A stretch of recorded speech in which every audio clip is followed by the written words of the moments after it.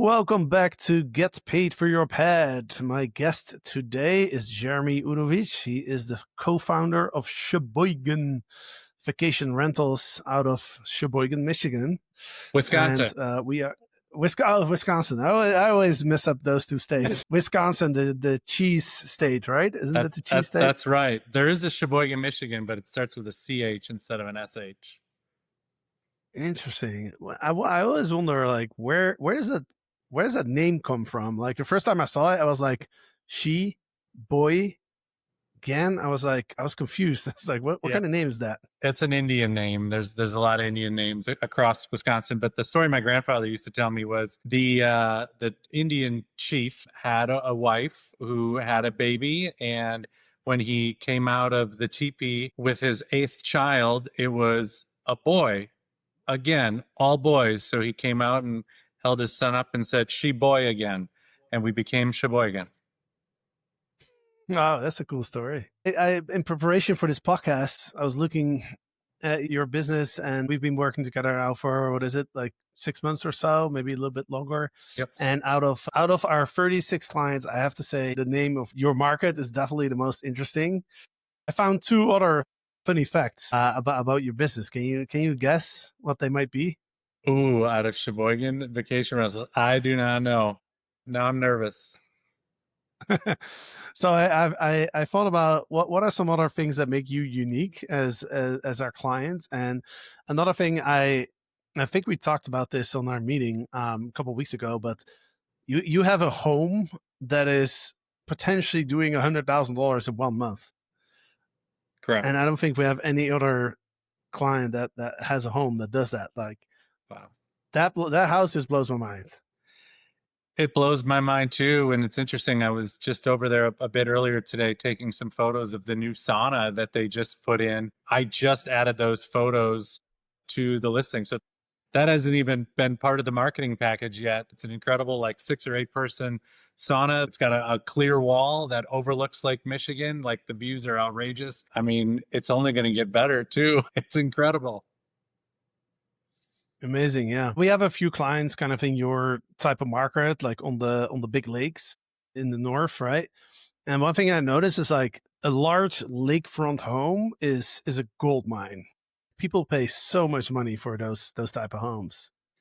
Yeah, it certainly seems that way. I would just say to anybody, like, don't ever get stuck in this small thinking that there's not enough people out there with money, because there are. If you have the right product and can get it in front of them, there is money to be spent. And at the end of the day, though, you still have to deliver. So, you may convince them to spend the money, but if they get there and it doesn't measure up, it's not going to bode well for the long term. And this particular property, it's called the House at Wilson Shore.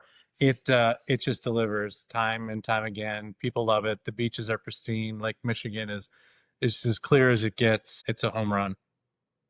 Mm.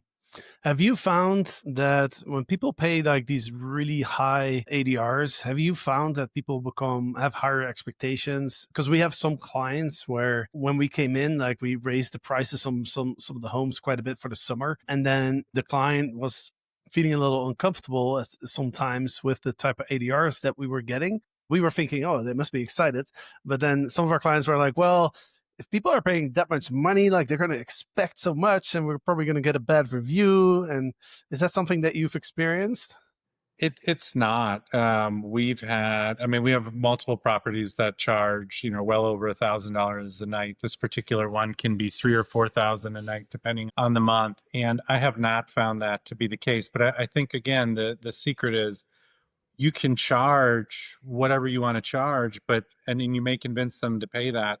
But when they arrive, it has to deliver. It has to be worth it. So I don't see any issue, charging whatever the market will bear. I think that's just something that we all struggle with, and I certainly did in the beginning, was, trying to let my experiences determine what people are willing to pay. But that's not the right way to think about it.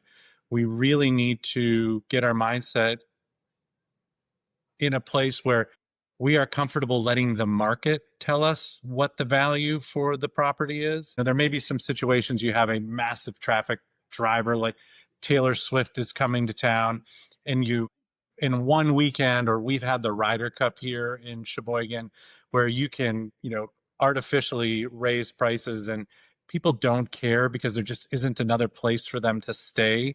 So it is what it is. If it doesn't deliver, you're not gonna. It's gonna be one review. You're not gonna, get killed by that. But if you try to convince people to charge some artificially high price, and you're trying to get them to stay, over an entire season, in and out, those poor reviews are going to stack up, and you're going to be in a world of hurt. So yeah, no, you got to just get comfortable letting the market tell you what the rate is, or let Jasper tell you what the rate should be. We've been more successful even since we've let you do that. But yeah, and then once they're there, just you have to deliver. Yeah. No, I think you make a really good point. And that's also like what our strategy is also based on, is because some of our clients are like, hey, like we see you're pricing this house at this price and that price, but I think this house should be priced higher, than the other house. And I'm like, well, I'm sorry, the market apparently thinks differently, because this house is getting booked, at a higher price. So like, if we're getting bookings, we're going to increase the price. If we're pacing ahead and people are booking it up, we're going to increase the price. I don't want to offend anybody, but like I'm saying, I don't really care what you think the price should be. Like our job is to maximize revenue, and we do that, and the market decides, to your point. But I can remember when I first started back in Amsterdam, 2012, when I felt like I was the only one doing Airbnb. So I had no idea what to expect, and I had no idea what was normal. So I just thought, okay, people pay about $1,500 a month to rent it. So I was like, if I can get 100, 150 a night, and I rent it out for like 20 nights, that's like, 2 to 3,000, a little bit of expenses. So, if I could do 150, I could make almost double of the long-term rent. So I was like, that's a great price. So, I'm like, all right, 150, right? Yeah. And then at some point in 2014, Beyond Pricing came out. That was the first pricing tool in the market, right? And so I was like, oh, wow, like I can have this tool to determine the prices based on demand. Amazing. And I remember it was in September or no, August when I turned it on.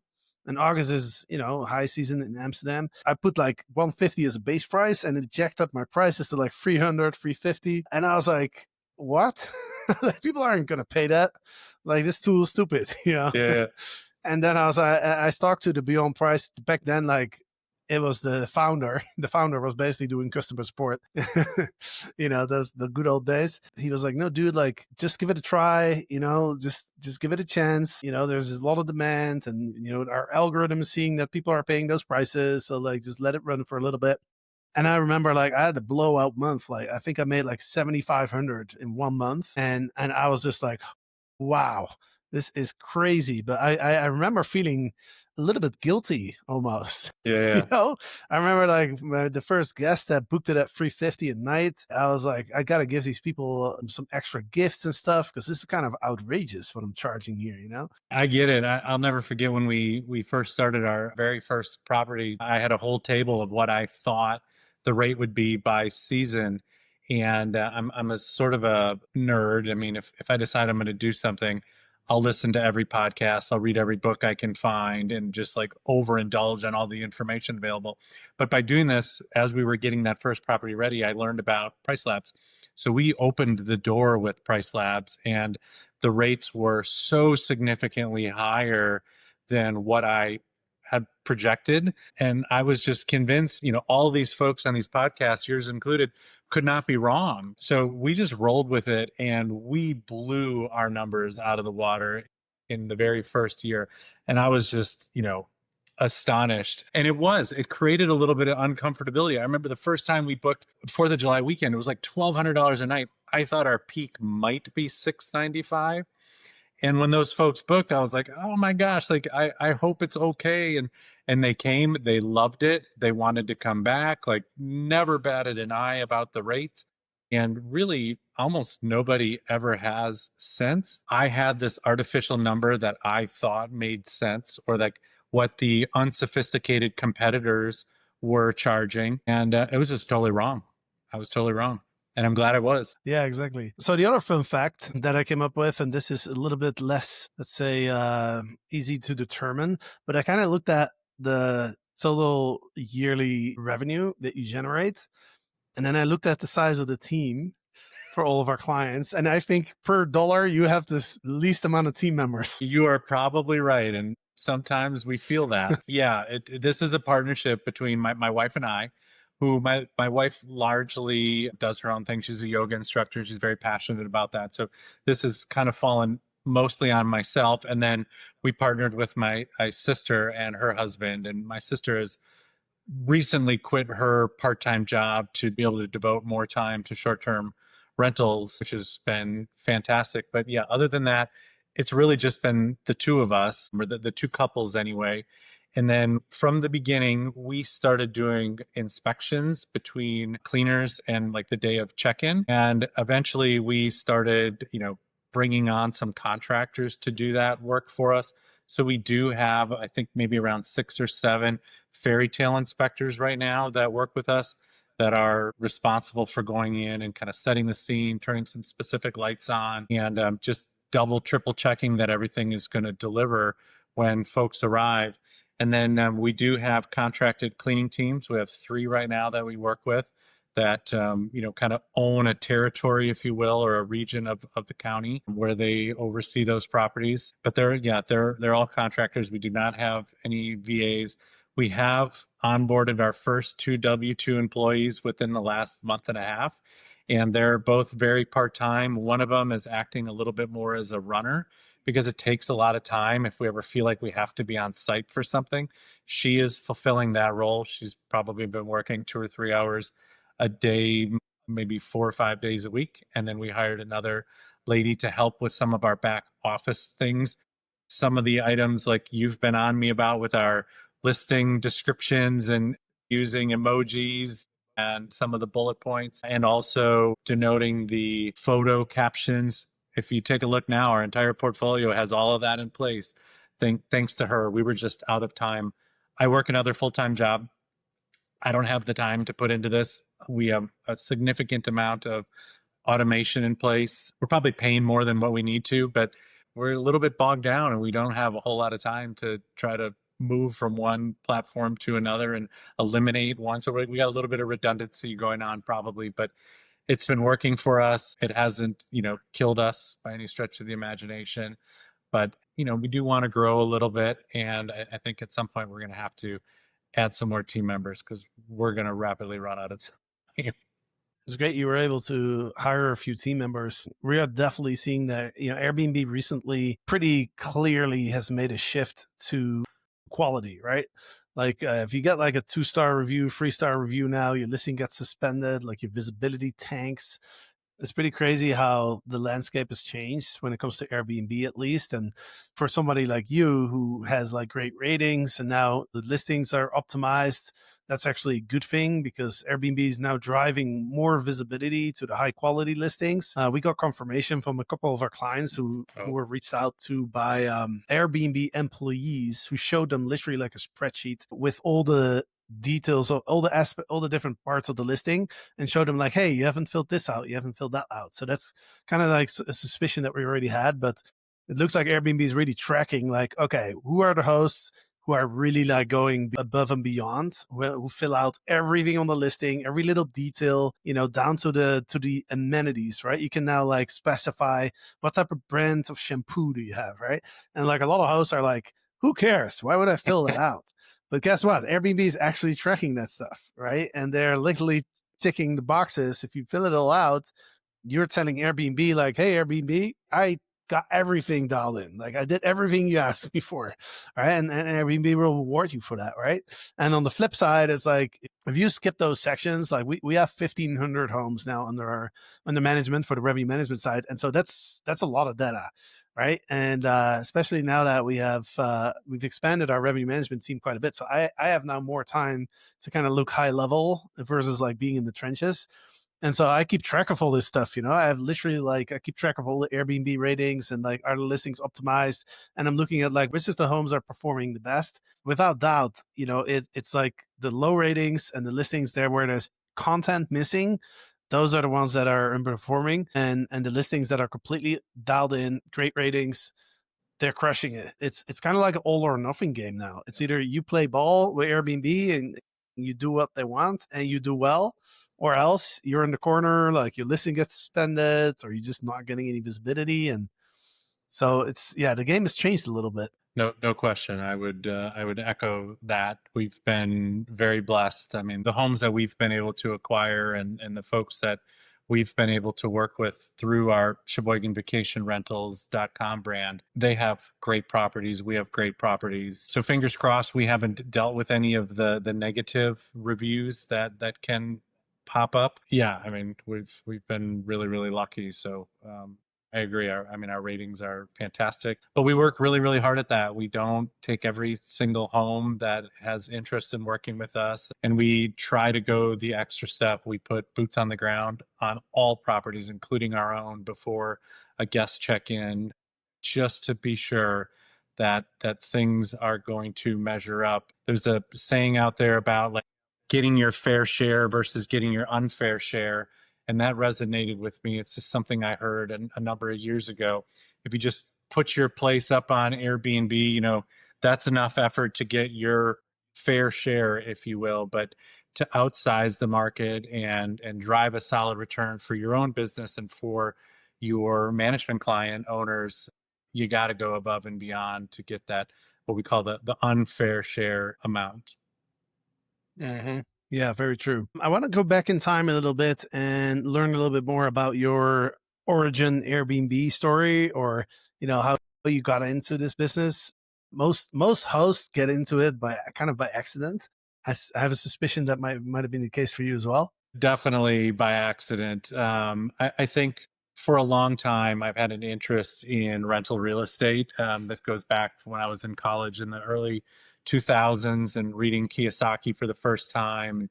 I was pretty inspired and thought that was a good thing to do, but I just did not have the capital, and I really wasn't in a place to take advantage of it that many years ago. But then about 4 or 5 years ago, so my brother-in-law is from a very touristy place in northern Wisconsin. A lot of people rent cabins up there. We just started talking about it. And I just got really deeply interested in short-term rentals. And like I said, just absorbing and trying to grab as much knowledge as I could. And then finally, it got to the point where my wife, Brandy, and my sister, Lindsay, were just like, you all need to go buy a house or stop talking about this. So we started shopping around. This was the third house that we looked at. We ended up buying our Pine Dunes cabin. Spectacular place. It's been an absolute home run for us, which certainly helps the journey. The first one was a win. So we acquired the first place in December of 21. We were live in March, maybe February of 22, and welcomed our very first guest, which were ghost hunters, by the way. I think on the first couple of days of March 2022. That summer went great. And then in, I think, September or August of 22, one of our neighbors had a house across the street, said, hey, we're thinking about moving. Would you be interested in buying our house? So we took a look at it and we thought the price was right. So we acquired that house.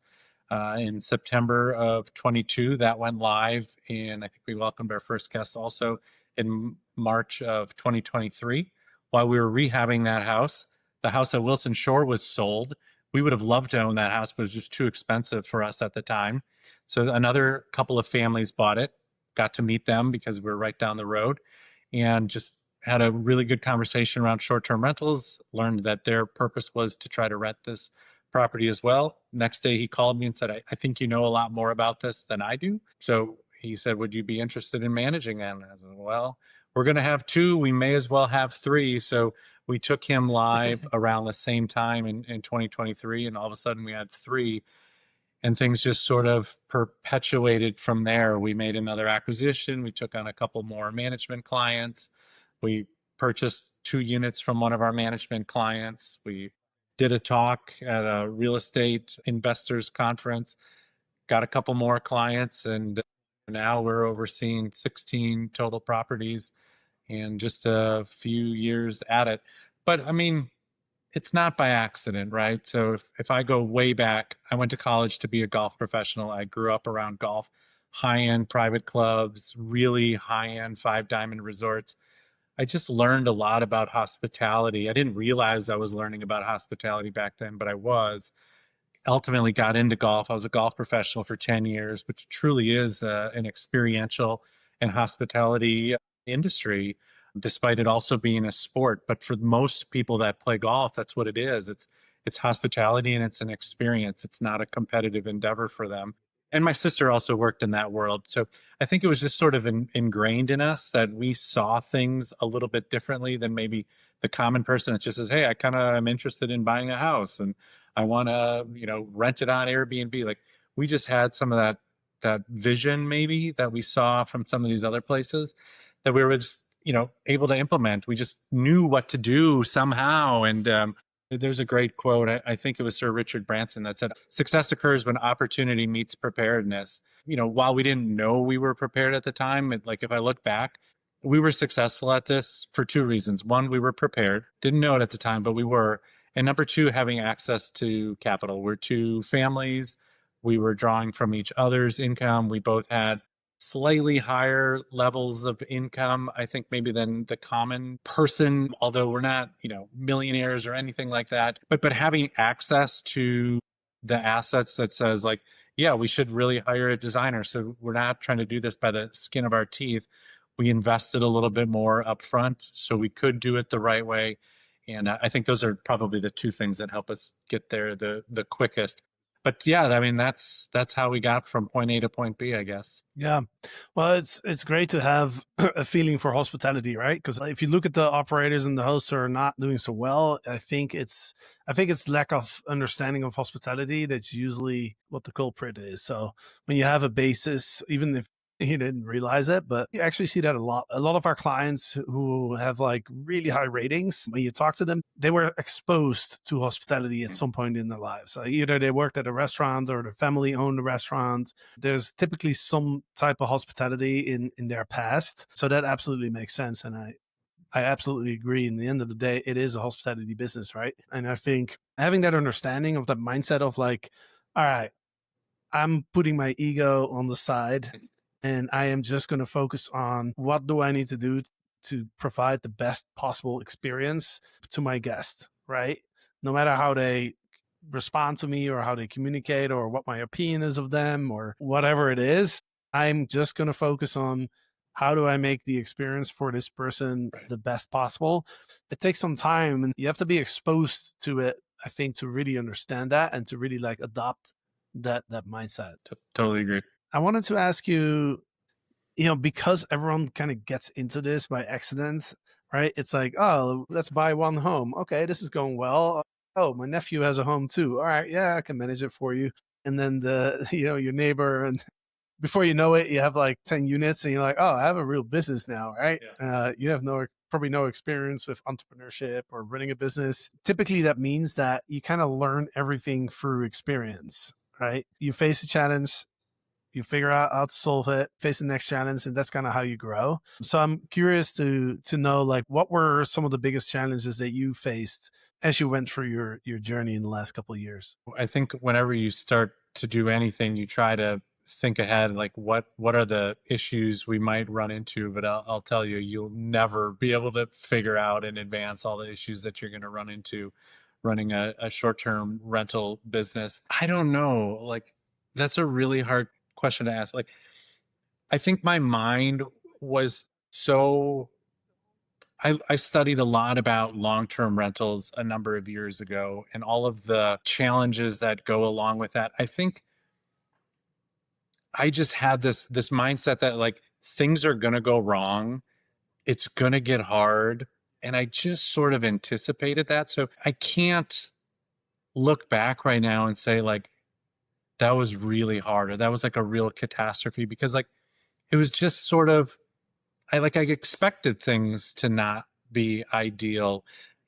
Maybe like some regulatory change was something that I didn't really anticipate in the beginning, and it got quite nerve-wracking for a while because I wasn't anticipating that at the time, and it all flushed out to be, totally fine.